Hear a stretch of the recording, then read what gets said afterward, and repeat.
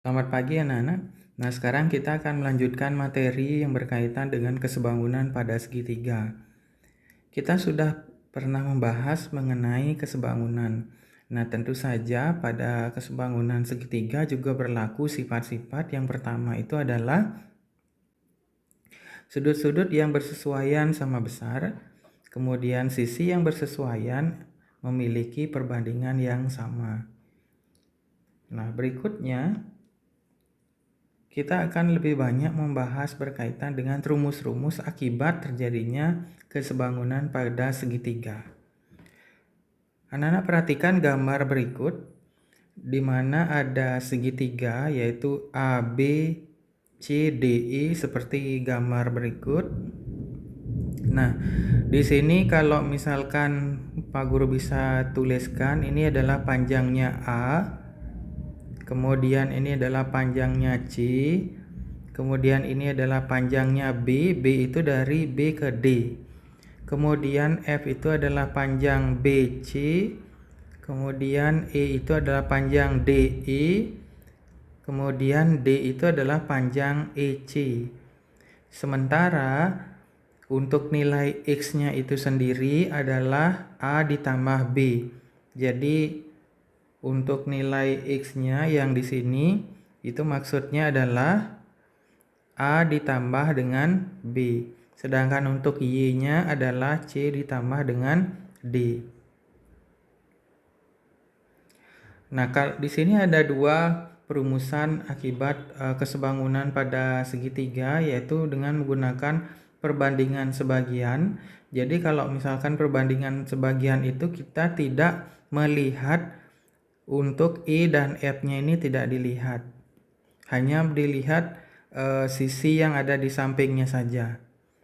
Sehingga yang memiliki peranan di sini adalah A berbanding B akan sama dengan C berbanding D.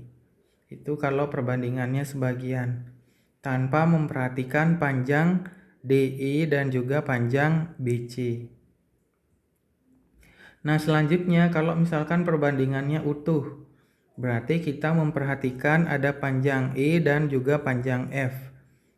Sehingga di sini untuk perbandingannya adalah sisi A berbanding dengan X itu adalah A ditambah B, akan sama dengan sisi C berbanding Y, sedangkan Y itu adalah C ditambah D, akan sama dengan E berbanding dengan F.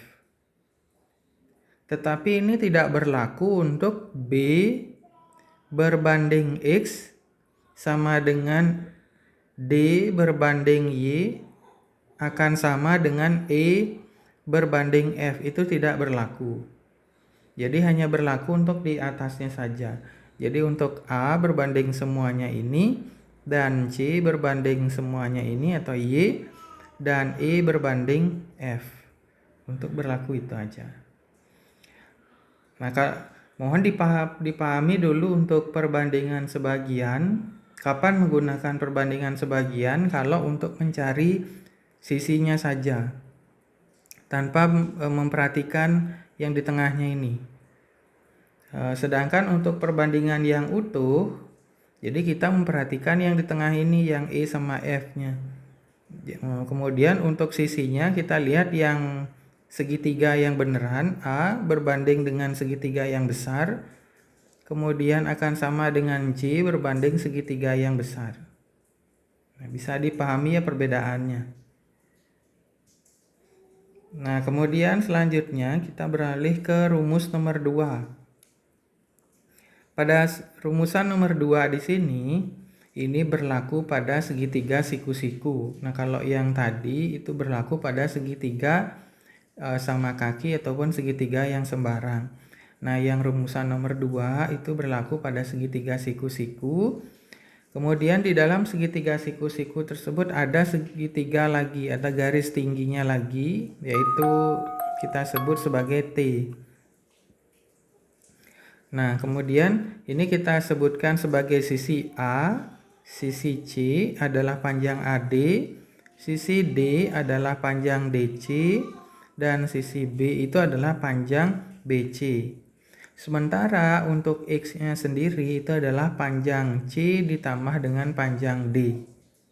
Akibatnya perumusannya adalah kalau misalkan mencari A sama dengan A pangkat 2 sama dengan C, kita kalikan dengan X semuanya ini. Kemudian kalau misalkan mau mencari B pangkat 2 itu sama dengan D, kita kalikan dengan X-nya ini semuanya. Nah, selanjutnya kalau mau mencari T pangkat 2 berarti sama dengan C, kita kalikan dengan D. Nah ini kalau misalkan mau mencari A sendiri itu sama dengan akar dari C kali X. Sedangkan kalau B itu sama dengan akar dari D kali X. Untuk T sama dengan akar dari C kali D. Ingat kalau pangkat melewati sama dengan itu akan berubah menjadi akar seperti ini. Oke, kita lanjutkan lagi ke rumusan nomor 3. Ini berlaku untuk segitiga yang terpotong di atasnya, maka dia akan berubah menjadi bentuknya menyerupai trapesium. Nah, pada gambar ini kita sebutkan sebagai trapesium A, B, C, D, E, F, di mana huruf-hurufnya ini mewakili suatu angka yaitu A, C, D, T, sama B. Untuk A itu adalah panjang AD, C itu adalah panjang AE, D itu adalah panjang EB, T itu adalah panjang EF, B itu adalah panjang BC. Sementara untuk X, panjang X itu adalah C ditambah dengan D, sehingga ini bisa dituliskan seperti ini. CX sama dengan C ditambah D. Nah, untuk rumusnya, untuk mencari T itu sama dengan kita kalikan silang A kali D ditambah dengan B kali C, ini kali silang, dibagi dengan X. X itu adalah tadi C ditambah D gitu ya. Ingat kali silang A kali D, kemudian B kita kalikan C, dibagi dengan C ditambah D. Itu untuk mencari nilai T. Terkadang untuk rumusan dari rumus nomor 3 ini ada juga yang membuatnya menjadi bentuk seperti ini. Misalkan gambarnya seperti ini, kemudian titik E dan F itu adalah tengah-tengah dari AC dan BD. Kita diminta untuk mencari berapa nilai T. Nah, di sini ada rumus yang lebih sederhana. T sama dengan panjang sisi yang terpanjang untuk alasnya dikurangi dengan panjang sisi yang lebih pendek dibagi dengan 2. Gambarnya kadang-kadang bisa seperti ini, bisa juga kan dibalik gitu ya. Yang lebih panjang di atas, yang lebih pendeknya di bawah. Jadi sisi yang lebih panjang dikurangi sisi yang lebih pendek, kemudian dibagi 2. Untuk mencari berapa panjang sisi yang ada di tengah-tengah atau EF-nya itu. Nah, demikian untuk penjelasan dari rumusan akibat dari kesebangunan pada segitiga.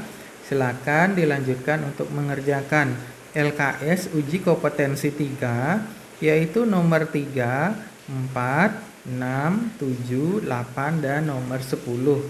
Bagian A-nya saja silakan bisa dikerjakan di kertas lempiran, kemudian bisa dikumpulkan melalui grup WA.